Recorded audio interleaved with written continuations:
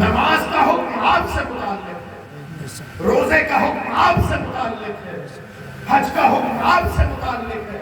میں بڑی ذمہ داری کے ساتھ بول رہا ہوں، اگر کہیں غلطی ہو تو علماء کو کہ جب فرقہ ناجحہ ایمان والے آپ ہیں تو قرآن کی ایمان کی جتنی آیتیں ہیں قرآن میں ایمان سے ایمانداروں کو جس سے مخاطب کیا گیا ہے وہ آپ ہیں۔ نماز کا حکم ہے تو وہ آپ کے لیے، روزے کا حکم ہے تو آپ کے لیے، حج کا حکم ہے تو آپ کے لیے، زکات کا حکم ہے تو آپ کے لیے ہے، پڑوسی کے ساتھ حسن سلوک کا حکم ہے تو آپ کے لیے ہے، یتیم کی پرورش کا حکم ہے تو آپ کے لیے ہے، حسن سلوک کا حکم ہے تو آپ کے لیے ہے، یعنی پوری شریعت رسول اللہ کی آپ سے مخاطب بے شک، سبحان اللہ ہے نا۔ اب ایمانداری سے آپ بتاؤ، قرآن کہتا ہے اقیموا الصلاۃ، اے لوگوں نماز قائم کرو، کتنے لوگ ہیں جو قرآن کی سائر کرتے ہیں؟ قرآن کہتا ہے روزہ رکھو، کتنے لوگ ہیں جو رمضان کا روزہ رکھتے ہیں؟ قرآن کہتا ہے حج ادا کرو اگر استطاعت ہے، کتنے لوگ مالدار ہیں جو حج ادا کرتے ہیں؟ میرے پیارو، یہ دنیا چند منٹ کی ہے، آپ کی بات نہیں کر رہا، کبھی آپ کو برا لگ جائے، میں اپنی بات کر رہا ہوں، مجھے یقین نہیں کہ میں یہاں سے اٹھ پاؤں گی نہ اٹھ پاؤں۔ موت کا کوئی بھروسہ نہیں ہے نا، موت کبھی بھی آ سکتی ہے، کسی بھی حال میں آ سکتی ہے، تو یاد رکھو موت سفید داڑھی دیکھ کر نہیں آتی، جس کی سفید داڑھی ہوگی موت اسے کیا آگی، ایسا نہیں۔ ہم نے پردادا کے کاندھے پہ پرپوتوں کے جنازے دیکھے۔ موت کو کس سے رسوگاری ہے؟ آج تمہاری کل ہماری باری۔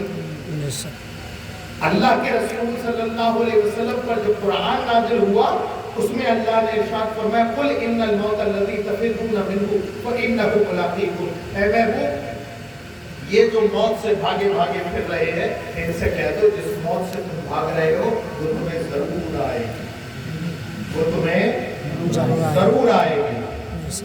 قل ان الموت الذی تفرون منہ فانہ ملاقیکم، وہ تم سے ضرور ملاقات کرے گی، ضرور آئے گی۔ تو یہ بات تو حقیقت ہے نا کہ موت آئے گی۔ آپ نماز، میں کہوں نماز پڑھا کرو، اس بات کو مانو کہ نہ مانو، زکات دو کہ نہ دو، روزے رکھو کہ نہ رکھو، لیکن یہ بات تو کلمہ جو نہیں بھی پڑھتا ہے وہ بھی کہتا ہے کہ موت آئے گی۔ جو کئی خداؤں کو مانتا ہے وہ بھی یہ کہتا ہے کہ موت آئے گی۔ تو مسئلہ قرآن پاک میں جو یہ آیت ہے، مسئلہ یہ سمجھانا نہیں ہے کہ مومنوں کو یہ بتایا جائے کہ موت آنی ہے، بلکہ مسئلہ اس سے ایک قدم آگے بڑھ کر ہے ثم تردون الی عالم الغیب والشہادہ وینبئکم بما کنتم تعملون۔ اے لوگوں، یہ مسئلہ نہیں کہ موت آنی ہے، مسئلہ یہ ہے کہ جب تم مر کے جاؤ گے، جب اس دنیا سے جاؤ گے تو تمہاری پیشی اس خدا کے سامنے ہونی ہے جو تمہارے ڈھکے چھپے ظاہر باتیں سب کو لاتے ہیں۔ سبحان اللہ۔ مسئلہ یہ نہیں کہ مرنا ہے، مسئلہ یہ ہے کہ تمہاری حاضری کس کے سامنے ہوگی۔ اگر آپ کو یہ پتہ چل جائے کہ کل صبح جج کے سامنے حاضری ہوگی، پوری رات نیند نہیں آئے گی، پوری رات نیند نہیں آئے گی۔ منٹ منٹ کو وکیل کو فون کرو گے کہ بیان سمجھا دو کہ دیتے کیا ہے، ذرا تصور تو کرو۔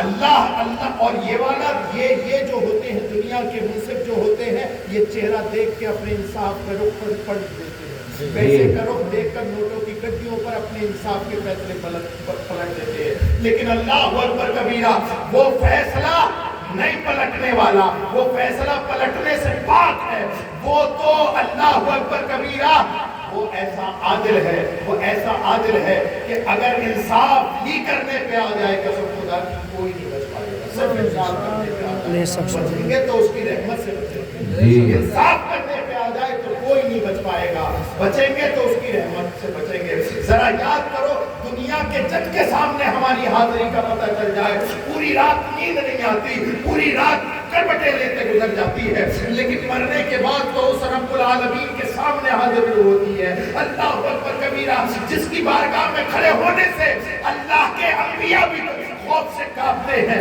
اللہ اکبر کبیرہ، قرآن فرماتا ہے یوم یقوم